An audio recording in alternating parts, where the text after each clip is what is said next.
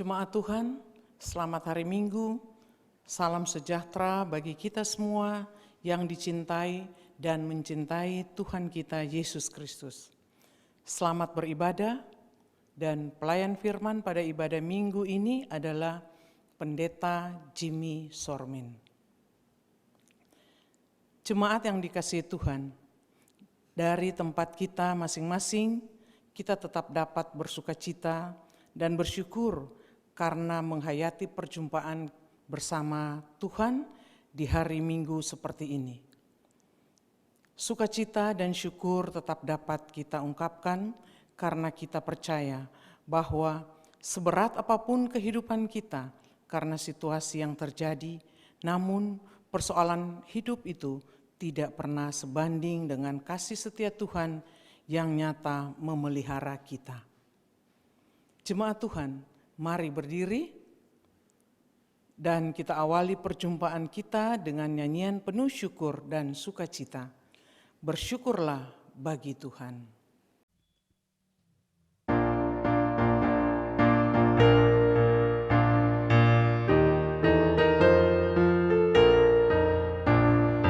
Bersyukurlah pada Tuhan, serukanlah namanya, bernyanyilah bagi Tuhan, mari bermazmurlah. Pujilah Tuhan hai jiwaku, pujilah namanya. Aku hendak bernyanyi seumur hidupku.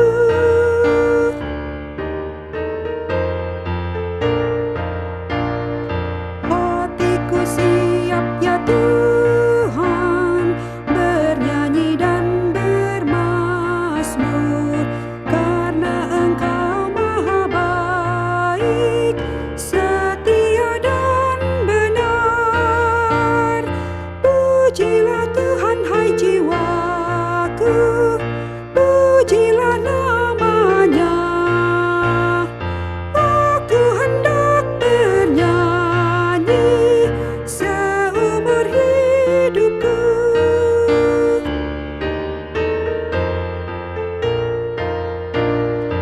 Aku hendak mengagungkan Allahku dan Rajaku, dan memuliakan namanya untuk selamanya. Pujilah Tuhan hai jiwaku, pujilah namanya. Aku hendak bernyanyi seumur hidupku.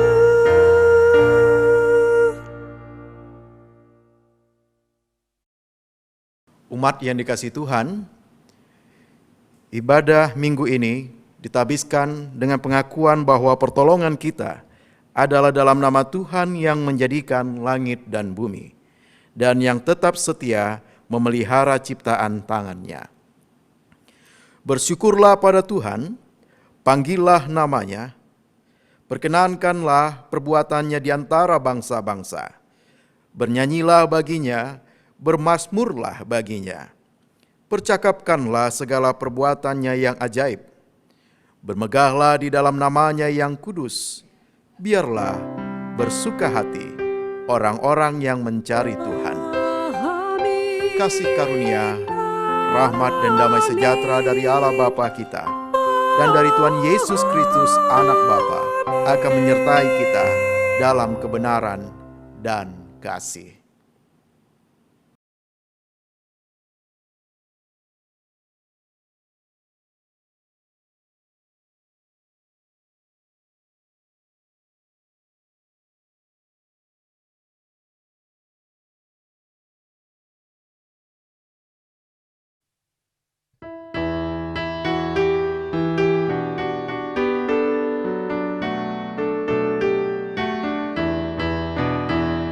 Besar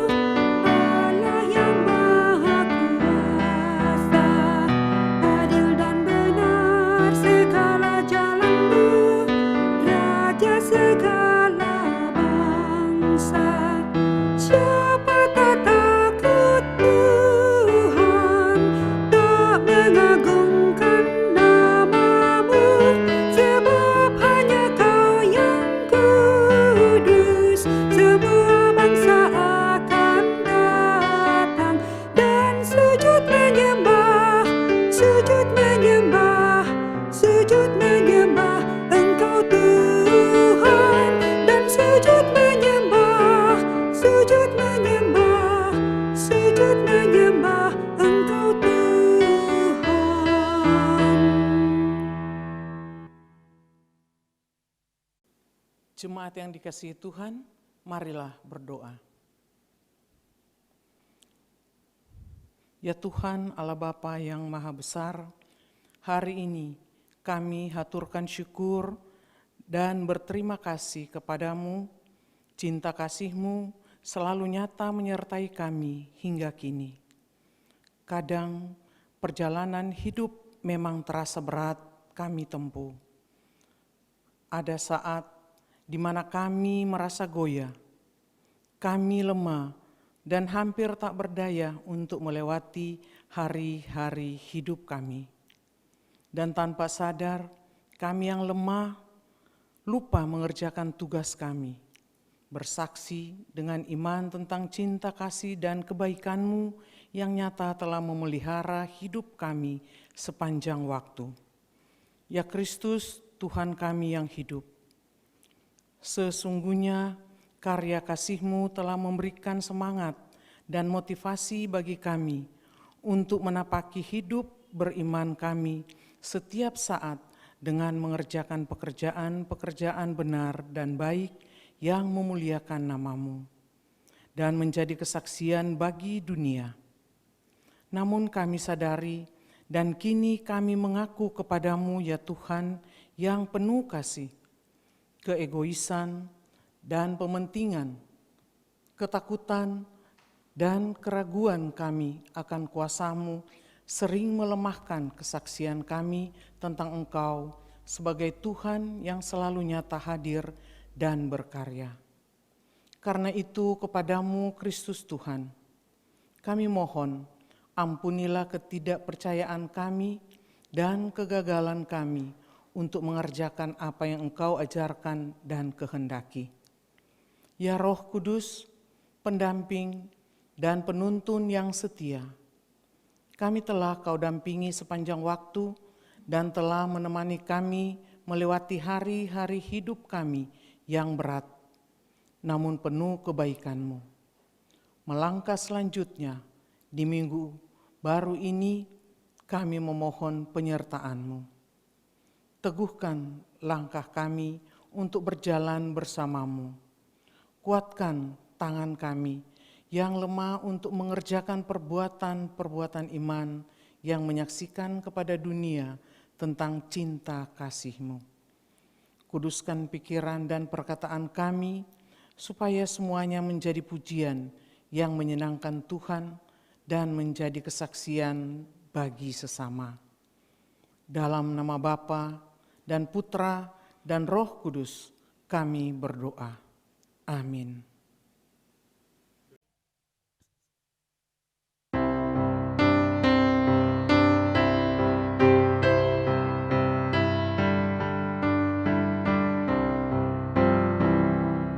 Kasih dari Tuhanku membuatku bertelut. Ku rindukan kasih-Nya, kasih besar. Yesus jadi manusia, pikul dosa dunia. Sukacitanya nyatalah kasih besar, kasih besar, kasih besar. Kasih Tuhanku ajaib dan besar, kasih besar.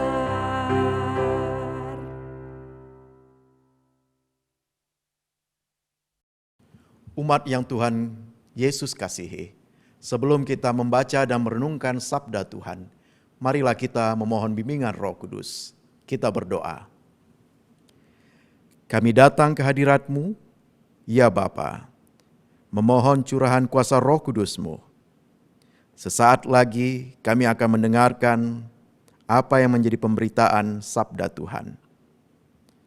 Kuasai kami dengan kuasa Roh Kudus-Mu ya Bapa, sehingga hati, pendengaran, dan pikiran kami tertuju pada suara Tuhan, memahaminya dan dimampukan untuk melakukannya di dalam kehidupan kami setiap hari.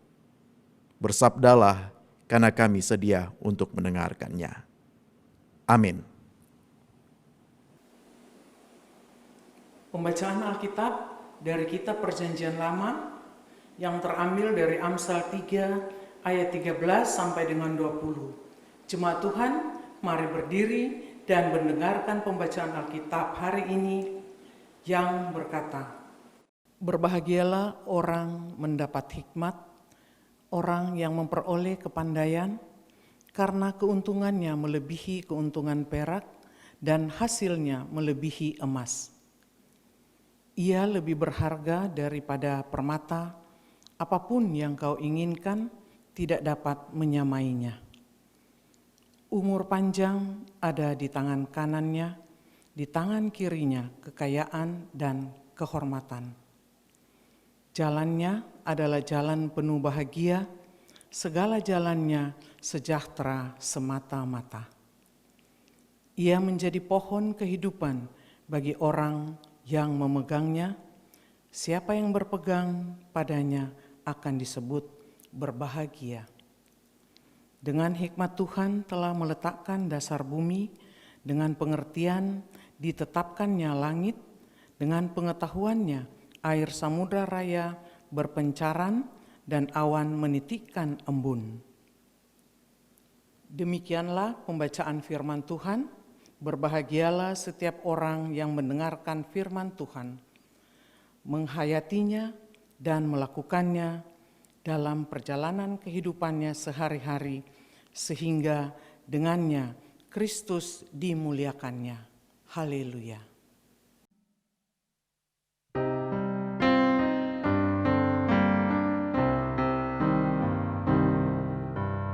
Nyanyikanlah haleluya.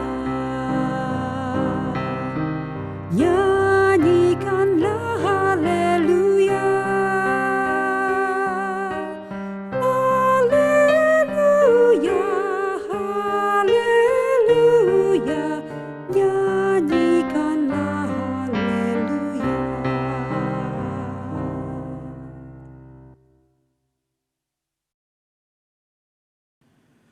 Selamat pagi Ibu Bapak Saudara yang beribadah dari rumah.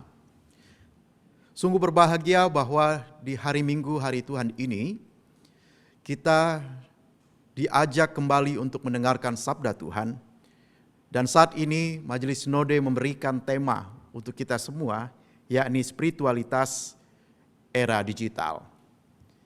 Sebelumnya saya akan meminta saudara kita untuk menampilkan presentasi yang mengantarkan kita pada pengantar konteks dari era digital itu sendiri. Yang pertama, bahwa kemajuan teknologi, informasi, dan komunikasi adalah sesuatu yang tak terelakkan. Suka atau tidak suka, kita ada dalam konteks perkembangan arus teknologi tersebut. Tua muda, generasi apapun, diajak untuk beradaptasi dengan kemajuan itu. Belum lagi kita disadarkan juga dengan kenyataan bahwa dunia ini terkoneksi satu sama lainnya oleh karena perkembangan teknologi itu. Ibarat global village, desa global, tidak ada sekat-sekat lagi. Kita bisa bertukar nilai, informasi, dan sebagainya dengan kemajuan teknologi itu. Dan kita menyadari bahwa dalam konteks itu pula ada generasi-generasi yang sangat ramah atau cakap mempergunakan perkembangan teknologi itu. Generasi milenial Y, generasi Z, dan generasi Alpha yang siap untuk juga beradaptasi bahkan mengembangkan teknologi, informasi, dan komunikasi. Nah, kita pula ada di dalam situasi di mana keadaan kita, pandemi ini menjadi konteks yang tak terpisahkan dalam kehidupan nyata kita, baik dalam pekerjaan, dalam kehidupan sosial, dalam kehidupan persekutuan. Kita ada di dalam kemajuan-kemajuan sekaligus juga ada di dalam keterbatasan. Dan keterbatasan ini semakin membuat kita bergantung pula pada kemajuan teknologi. Era digital adalah sesuatu yang dibutuhkan di tengah-tengah keterbatasan itu. Bahkan apa yang kita lakukan saat ini dalam persekutuan secara online ini dimungkinkan oleh karena adanya era digital ini. Ibu Bapak yang dikasihi Tuhan, di balik itu semua juga ada tantangan. Bahwa di tengah era digital ini kita juga akan berhadapan di mana akan ada ledakan penduduk yang mana 70% dari penduduk itu di Indonesia adalah generasi angkatan muda. Bonus demografi, ataukah justru akan menjadi batu sandungan atau beban dari pembangunan? Oleh karena jika pemuda-pemuda, angkatan muda itu tidak mampu bersaing, tidak mampu beradaptasi dengan era digital itu sendiri.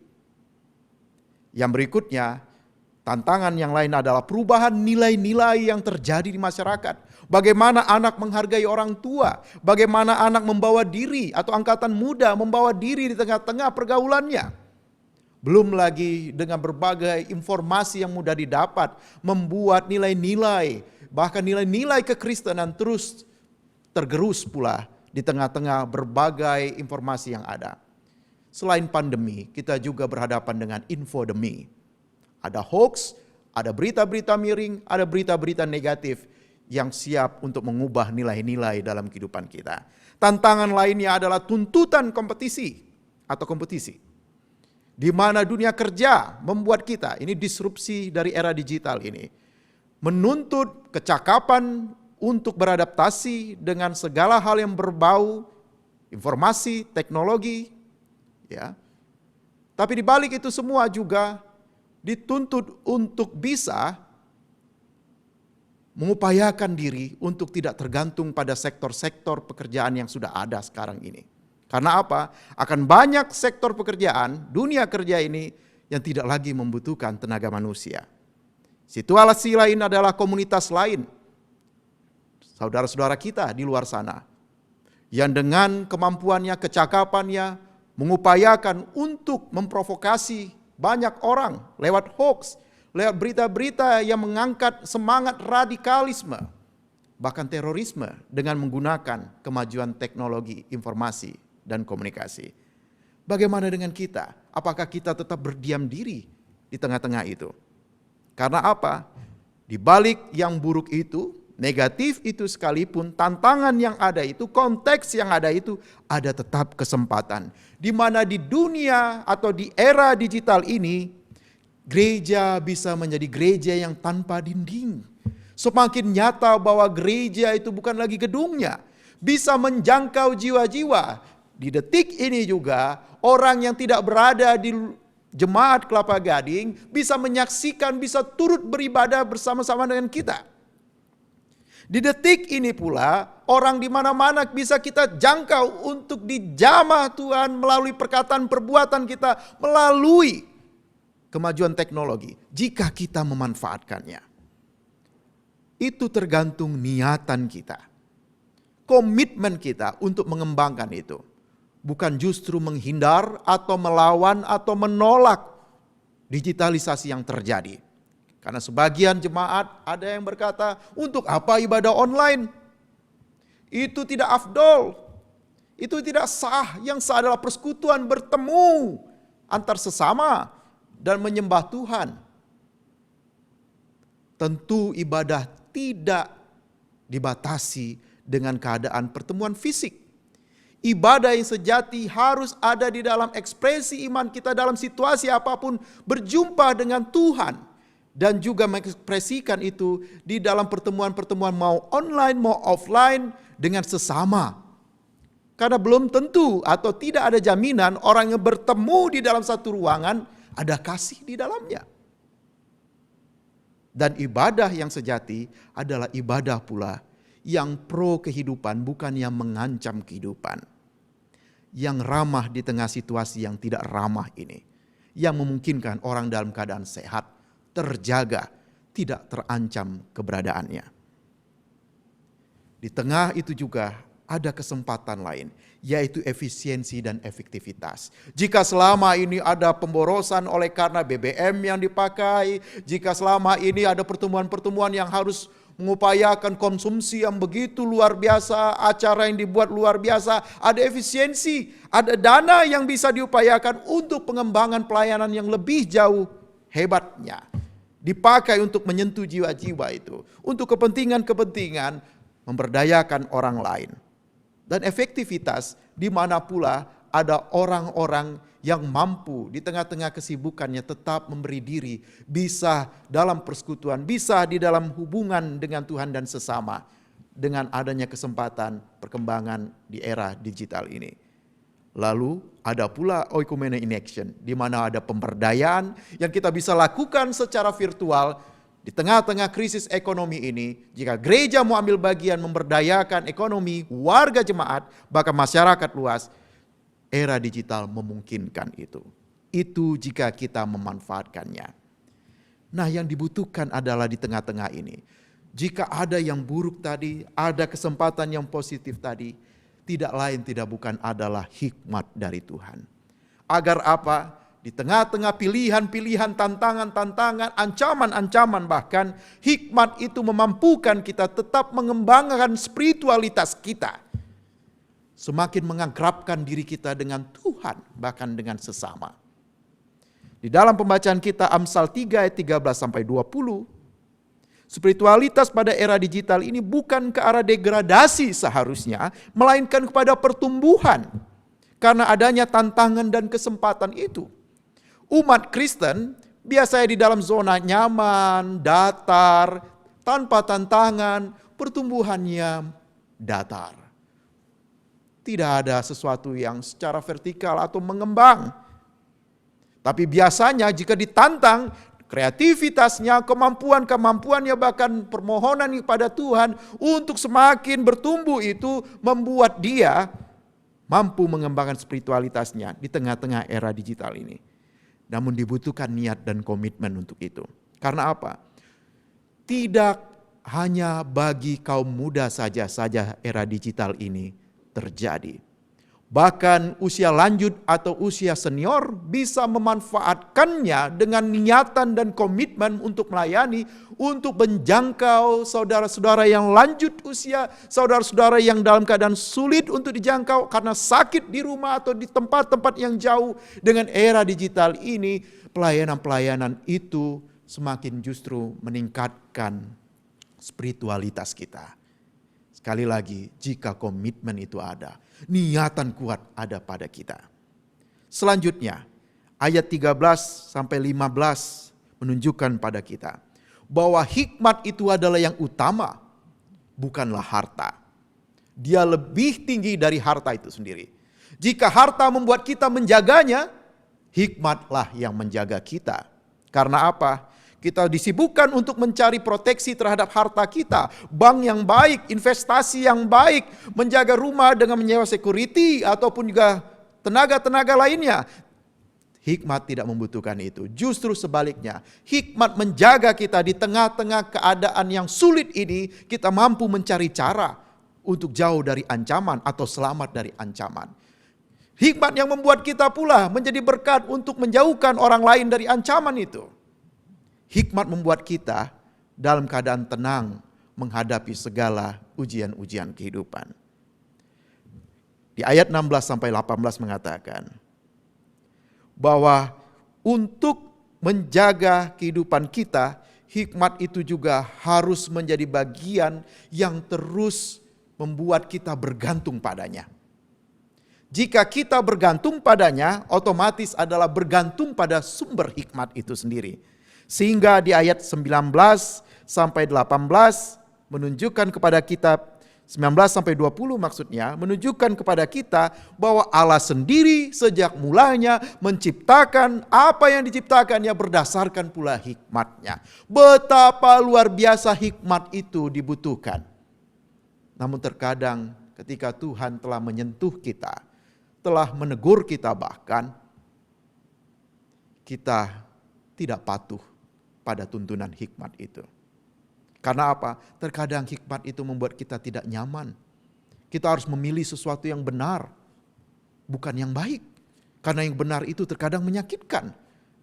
Harus berkata jujur di tengah-tengah orang-orang yang kita sayangi. Jika ada yang melakukan kesalahan.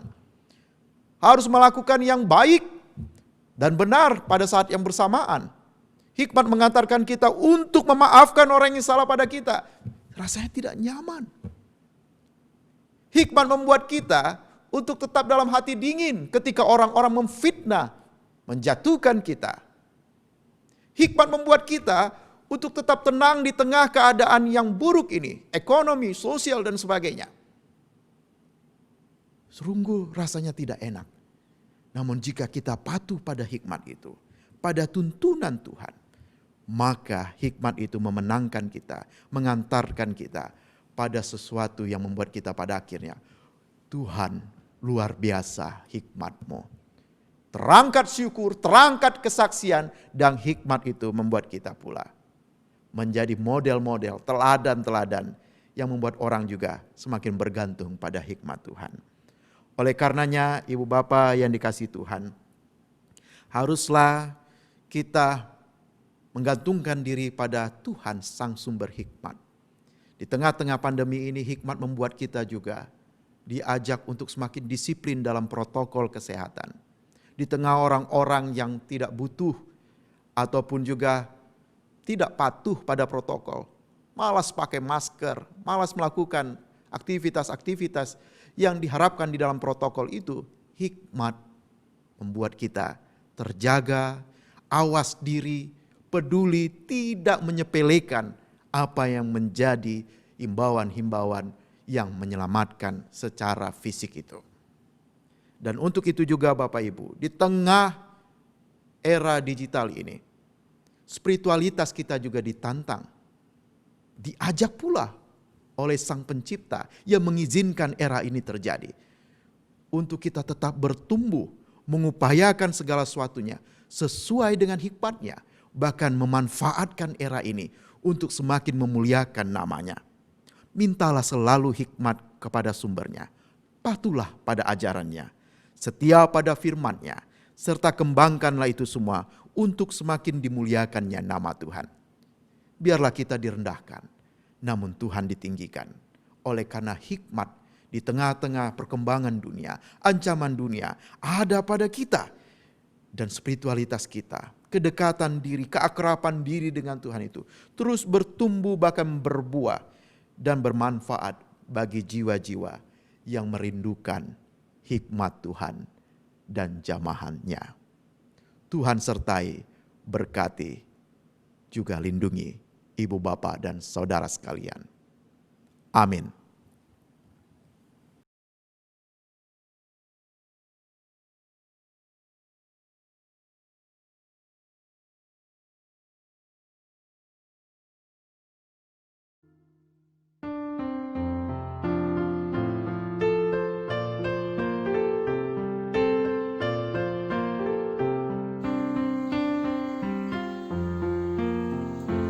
Firman-Mu Tuhan suluh bagi langkahku dan terang di jalanku. Haleluya, amin. Teriakku sampai kepadamu, berikanlah aku pengertian-Mu. Permohonanku hanya padamu, bebaskanlah aku sesuai janji-Mu. Firman-Mu Tuhan suluh bagi langkahku dan terang di jalanku. Haleluya, amin. Bibirku mengucapkan pujian, Kau ajarkan aku pengertian-Mu. Lidahku menyanyikan janji-Mu, karena benarlah segala perintah-Mu. Firman-Mu Tuhan suluh bagi langkahku dan terang di jalanku. Haleluya, amin. Tanganku menjadi penolong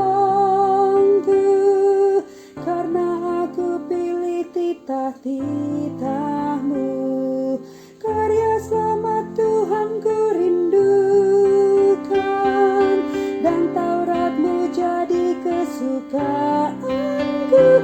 Firman-Mu Tuhan, suluh bagi langkahku dan terang di jalanku. Haleluya, amin. Biar jiwaku memuji Dikau, biar ku ditolong oleh hukum-Mu. Cari aku domba-Mu yang hilang, tidak ku lupakan perintah-perintah-Mu.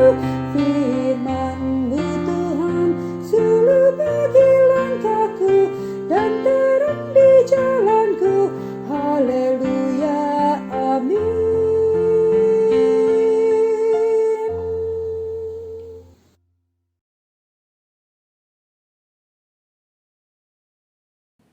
Umat yang Tuhan Yesus kasihi, marilah kita berdiri untuk mengangkat, mengikrarkan pengakuan iman kita berdasarkan pengakuan iman rasuli.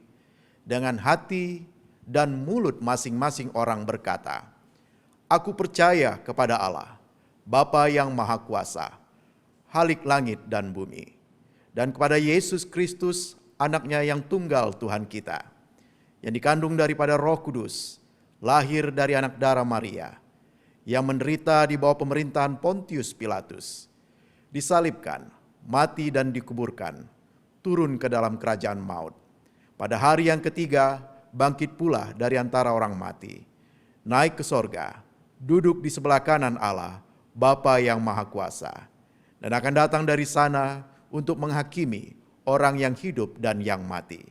Aku percaya kepada Roh Kudus, gereja yang kudus dan am, persekutuan orang kudus, pengampunan dosa, kebangkitan daging, dan hidup yang kekal."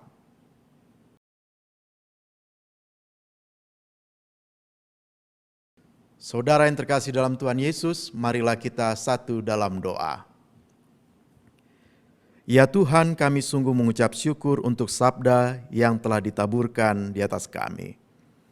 Biarlah hikmat-Mu selalu mengawal kami dalam kehidupan ini, sehingga apa yang kami lakukan di tengah-tengah tantangan dan juga bahkan ancaman kehidupan ini, hikmat memberikan kami terang dan memberikan kami kesempatan, bahkan mengupayakan segala kesempatan itu, agar kami selamat, agar kami terberkati, bahkan menjadi berkat bagi sesama.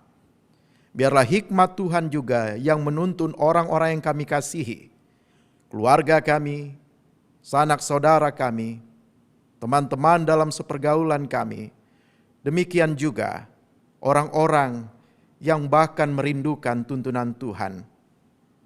Tuhan, kami bermohon agar rumah tangga kami, keluarga kami, orang-orang yang kami kasihi, di tengah-tengah masa yang sulit ini, Tuhan berikan kekuatan dan kesehatan, perlindungan kasih sayang Tuhan. Berikan juga kebaikan-kebaikan Tuhan yang membuat kami selain bertahan, kami tetap bersyukur, bahkan berbuat penuh kasih bagi orang-orang yang membutuhkan. Tuhan berikan kami kesempatan ketika kami merasa kehilangan kesempatan. Bagi saudara-saudara kami, orang-orang yang kami kenal, bahkan kami sendiri yang mungkin kehilangan pekerjaan, berikan kami hikmat dan kesempatan untuk mendapatkan berkat Tuhan melalui pekerjaan-pekerjaan yang baru. Bagi keluarga kami yang menempuh pendidikan, mengalami hambatan karena masalah-masalah di dalam ekonomi, di dalam pendidikan atau lembaga yang melakukan pendidikan, Tuhan juga berikan kesabaran, berikan tetap hikmat, dan mereka boleh bertambah-tambah dalam pengetahuan melalui pengalaman maupun informasi lainnya. Dan nama Tuhan dimuliakan lewat pertumbuhan kepandaian, pertumbuhan hikmat, dan segala sesuatu yang mereka boleh dapatkan untuk mereka kembangkan dalam diri mereka. Bagi anak-anak Tuhan yang mengalami konflik dalam rumah tangga oleh karena kesulitan-kesulitan di masa pandemi ini, Tuhan berikan hati yang mengampuni, Tuhan berikan kesabaran, dan juga Tuhan bukakan jalan. Berikan kepala yang dingin, yang penuh dengan sandaran, di mana hanya memohon kepada Tuhan, sehingga masalah-masalah apapun dapat pada akhirnya terselesaikan di dalam kasih Tuhan. Anak-anak-Mu yang bergumul dengan kesehatan, Tuhan jamah dan berikan kekuatan, bahkan kesembuhan.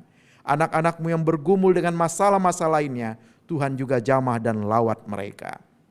Bagi anak-anak-Mu yang bersyukur oleh karena pertambahan usia, Tuhan tambahkan syukur di hati mereka, bahkan juga kekuatan, kesehatan, dan segala hal yang baik bagi mereka. Tuhan, kami bermohon juga bagi anak-anak Tuhan yang di dalam kekurangan, keterbatasan sebagai janda, duda, yatim, piatu, lanjut usia, Tuhan berikan juga pengharapan selalu, dan bahkan ada kecukupan yang membuat mereka selalu bersyukur, bahkan boleh berbagi. Kami serahkan juga pelayanan di gereja-Mu ini untuk semakin lebih bertambah-tambah, di mana jiwa-jiwa boleh tersentuh melihat kasih Kristus sekalipun di dalam pelayanan-pelayanan online atau virtual. Tetap nama Tuhan dimuliakan oleh karena pelayanan anak-anak-Mu di jemaat ini. Baik ketua majelis jemaat, pelaksana harian majelis jemaat, diaken penatua lainnya, pengurus unit-unit misioner, anak-anak mengambil bagian dalam tugas multimedia, kostor, security, apapun tugas tanggung jawab. Tuhan tambahkan hikmat, kemampuan, bahkan rezeki pemberian Tuhan bagi mereka. Dan setiap anak-anak Tuhan yang juga ambil bagian di dalam penanggulangan penularan virus COVID-19, Tuhan juga jamah mereka, pakai mereka untuk lebih heran lagi dan semakin menjadi indah di mata Tuhan dan sesama. Pemerintah kami diberikan juga hikmat, kemampuan agar pada akhirnya dengan segala upayanya boleh melihat hasil yang baik dan ada kedamaian, ketentraman, dan kepulihan di dalam negeri ini. Ini semua kami serahkan ya Bapa ke dalam tangan pengasihan Tuhan. Peliharalah kami dalam Yesus Kristus, Tuhan yang mengajarkan kami untuk berdoa.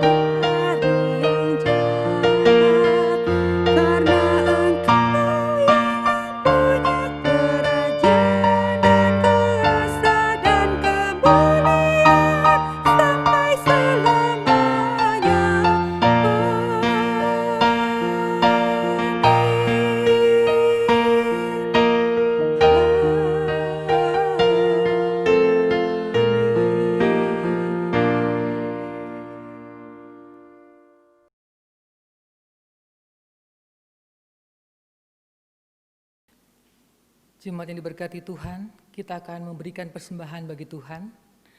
Muliakanlah Tuhan melalui pelayanan-Mu kepada sesama.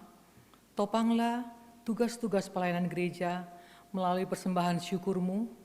Kita memberi dengan mengingat firman-Nya. Sebab jika kamu rela untuk memberi, maka pemberian-Mu akan diterima. Kalau pemberian-Mu itu berdasarkan apa yang ada padamu, bukan berdasarkan apa yang tidak ada padamu. Sebab kamu dibebani bukanlah supaya orang-orang lain mendapatkan keringanan, tetapi supaya ada keseimbangan. Maka hendaklah sekarang ini kelebihan kamu mencukupkan kekurangan mereka, agar kelebihan mereka kemudian mencukupkan kekurangan kamu, supaya ada keseimbangan. Terambil dalam 2 Korintus 8 ayat 12 dan 14.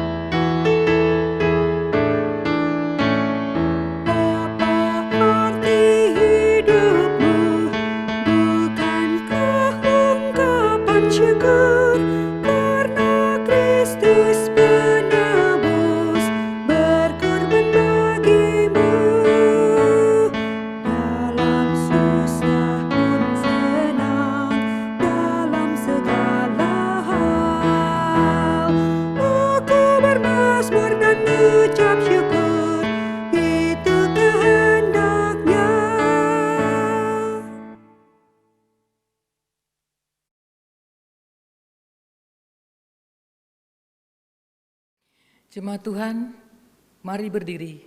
Kita menyerahkan persembahan kita dalam doa. Kita berdoa. Kami bersyukur Tuhan atas pembaharuan roh yang akan mengubah kehidupan kami untuk lebih tulus, setia dan sabar dalam kerja dan pelayanan bersama. Terimalah syukur kami dan pakailah hidup kami untuk menjadi berkat bagi orang di sekitar kami, sehingga kami mampu memancarkan kasih-Mu demi Yesus Kristus Tuhan kami. Amin.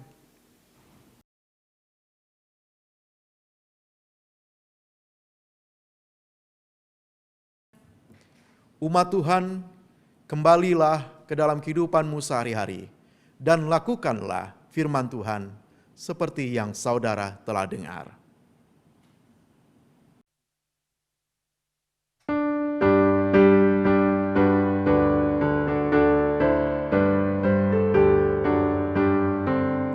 Kuasa-Mu dan nama-Mu lah hendak kami sebar, dan karena itu ya Tuhan kami takkan gentar. Bagaikan padi segembang, mestilah busuk dipendam, supaya tumbuh dan segar di panas surya memekar. Berbuahlah tuaian pun besar. Teladan sudah Kau beri demi derita-Mu, dan melalui salib-Mu Kau terima kuasa-Mu.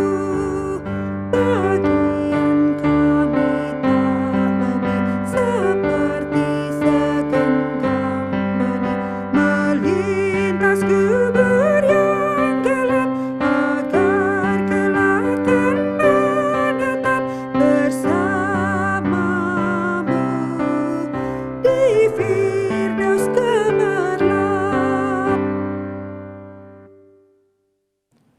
Angkatlah hati dan arahkanlah pikiranmu kepada Tuhan, serta terimalah berkat-Nya. Tuhan memberkati engkau dan melindungi engkau. Tuhan menyinari engkau dengan wajah-Nya dan memberi engkau kasih karunia. Tuhan menghadapkan wajah-Nya kepadamu dan memberi engkau damai sejahtera.